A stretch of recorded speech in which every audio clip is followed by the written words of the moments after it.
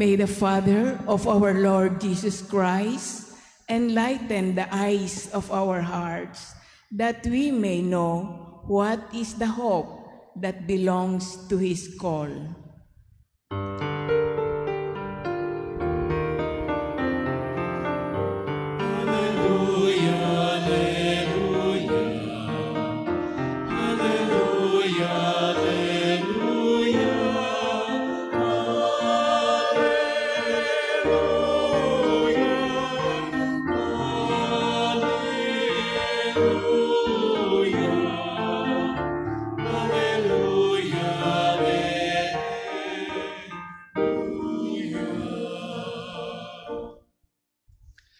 The Lord be with you. And with your spirit. A reading from the Holy Gospel according to Saint Mark. Glory to you, O Lord.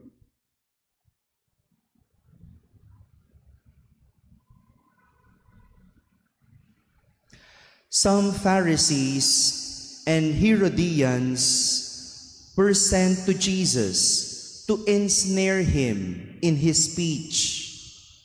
They came and said to him, "Teacher, we know that you are a truthful man and that you are not concerned with anyone's opinion. You do not regard a person's status, but teach the way of God in accordance with the truth. Is it lawful to pay the census tax to Caesar or not? Should we pay or should we not pay?" Knowing their hypocrisy, he said to them, "Why are you testing me? Bring me a denarius to look at." They brought one to him and said to them, "Whose image and inscription is this?" They replied to him, "Caesar's." So Jesus said to them, "Repay to Caesar what belongs to Caesar, and to God what belongs to God." They were utterly amazed at him. My friends, the Gospel of the Lord. Praise to you, Lord Jesus Christ. Good morning, my dear brothers and sisters. Good morning, Father. Magandang umaga po sa inyong lahat. Magandang umaga. Kahapon, pinagnilayan natin ang tungkol sa ugali ng tao. And let us continue our reflection about people's attitude.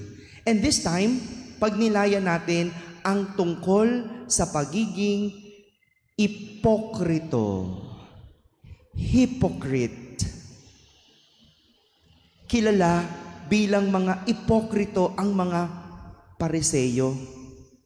Dahil magkaiba ang kanilang pinapakita sa kanilang sinasabi.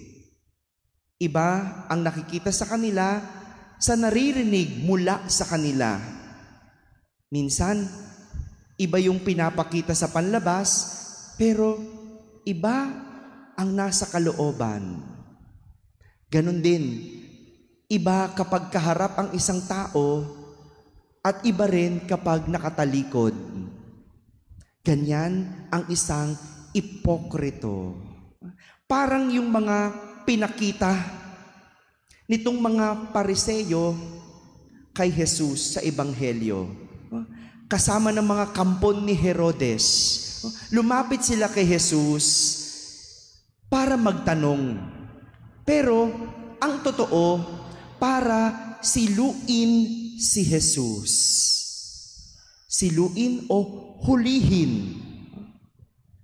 Ang tanong nila kay Jesus, "Guro, nalalaman po namin na kayo ay tapat at walang pinangingimian sapagkat pareho ang pagtingin ninyo sa lahat."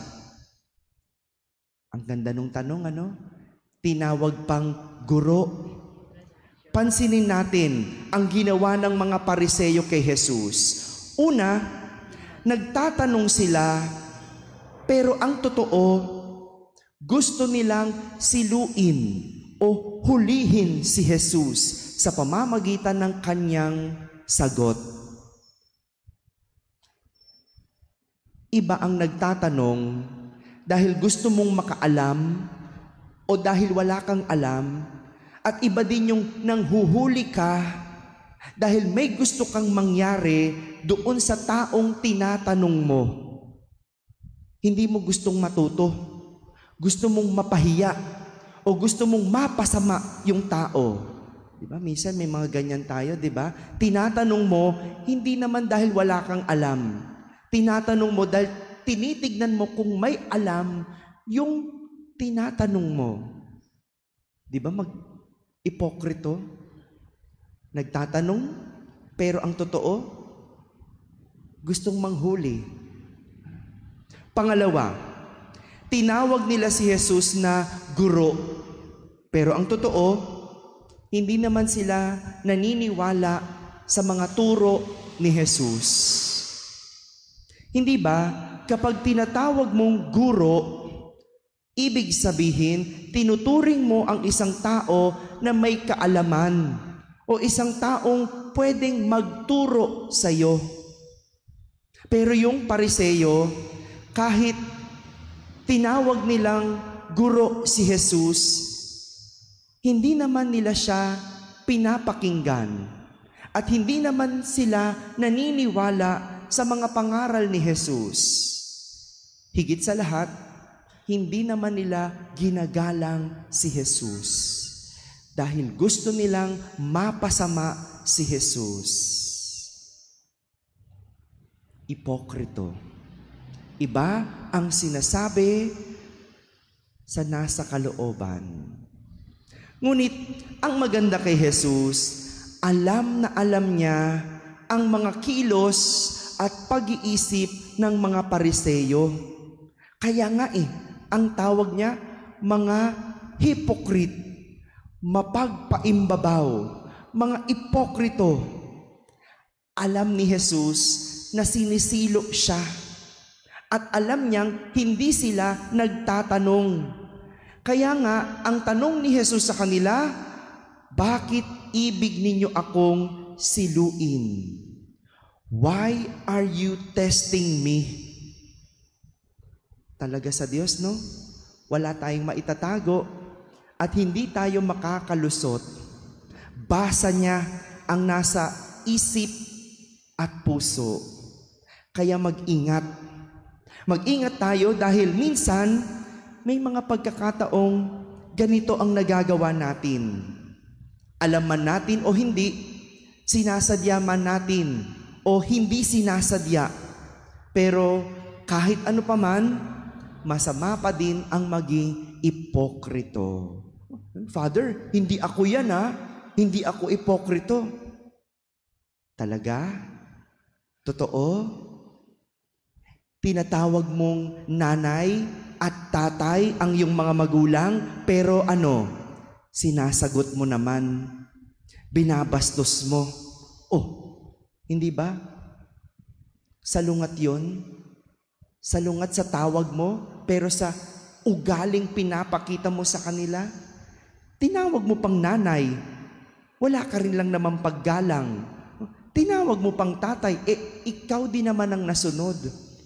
Sinong magulang sa inyo? Simpleng pagiging ipokrito. Sabi mo, maglilingkod ka sa bayan. Marami, no? Marami tayong narinig. Sabi, maglilingkod sa bayan. Totoo bang naglingkod? Totoo ba sa mga sinabi? Ang gagaling ng kampanya pero nanalo na? May nagawa ba? Sa boss mo sa trabaho, tinatawag mong boss ang iyong amo. Pero sa likod, sinisiraan mo. Tandaan, siya pa rin ang amo. Kaya kung nahihirapan ka na, kesa siraan mo, mag-resign ka. Ayaw mo naman mag-resign, pero reklamo ka ng reklamo. Oh, yung partner mo, anong tawag mo? Love, mahal, 'di ba? Pero pinaglilihiman mo, pinagsusunungalingan mo. Love ba 'yon?